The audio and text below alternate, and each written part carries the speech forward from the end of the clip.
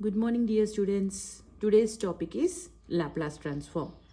The Laplace transform is denoted by capital L for the function f of t.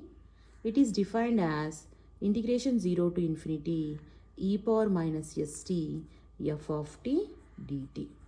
Here in the Laplace, you need to observe that these are fixed.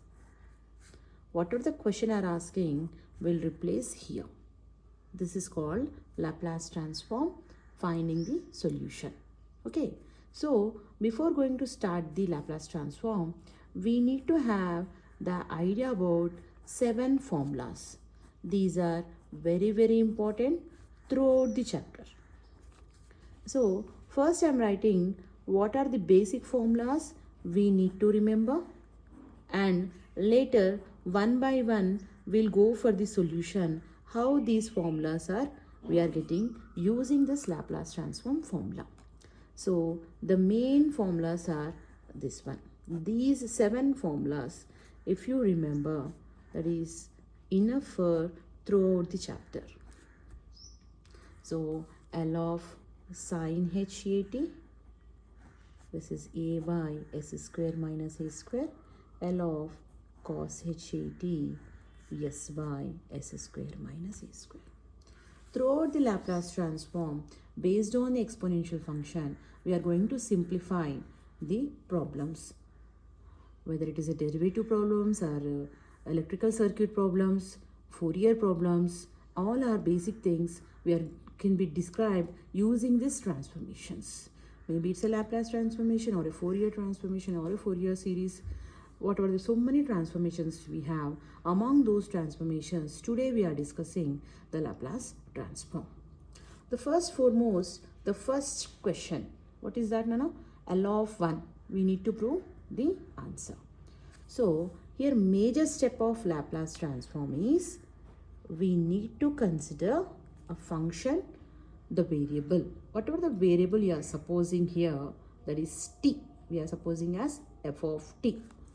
The integration is 0 to infinity, and the component of exponential function we are supposing as e power minus st, and rewriting again f of t dt. After simplification of this integration with the limits, we are going to get the answer in terms of s. That's the reason we write it as the function as f bar. Bar means we applied Laplace, some transformation we are applying. That's the reason the function is transformed to s. This is called Laplace transform. So first problem, here I am considering L of 1. In the place of f of t is what? We have 1. So we'll integrate 0 to infinity e power minus st 1 into dt. So what is integration of e power minus st? E power minus st by, because we are integrating with respect to t, here the t coefficient is minus s. Because of integration, that coefficient will write it in the denominator, and the limits are 0 to infinity. As we studied in intermediate, we have upper limit where we have to substitute this limit. Because we integrated with respect to t, in the place of t we need to substitute. The limit is infinity. Don't write it as s into infinity. Infinity is a major value. We'll write directly as infinity. Minus, whatever lower limit, e power s into 0 by minus s. As all of we know, e power minus infinity means 0, the value, minus into minus plus, e power 0 is 1, which is equal to 1 by s. Therefore, L of 1 equal to 1 by s, which is equal to f bar of s. For you to remember, please do remember these formulas. E power minus infinity is 0, e power infinity is infinity, and e power 0 is 1. Using this basic concept, we are going to simplify any problem of Laplace transform function.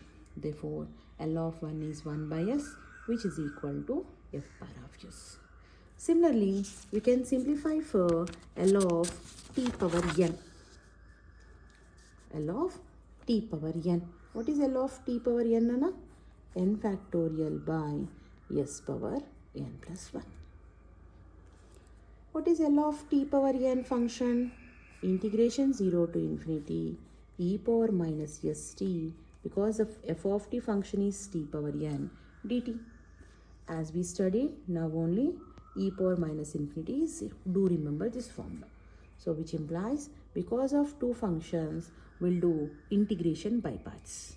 What is the condition for integration by parts?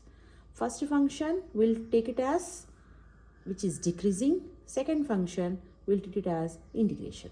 So here the derivative of t power n is decreasing. That's the reason we'll treat t power n as first function and we'll integrate the second function minus overall integration, the differentiation of first function, integration of second function, overall integration.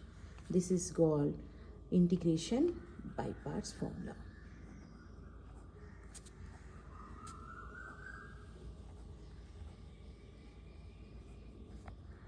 So what are the limits where we need to take the limits? Here and here. So how many times we have to do this integration by parts? The power of t, how much they have given, those many times we do integration by parts. It is given as n times, we have done one time. So t power n e power minus st by minus s, integration of e power minus st is e power minus st by minus s, limits from 0 to infinity minus integration 0 to infinity. What is t power n differentiation?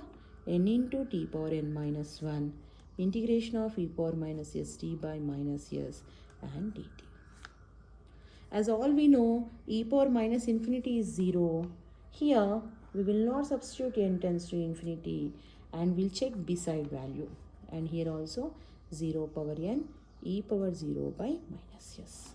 Upper limit minus lower limit.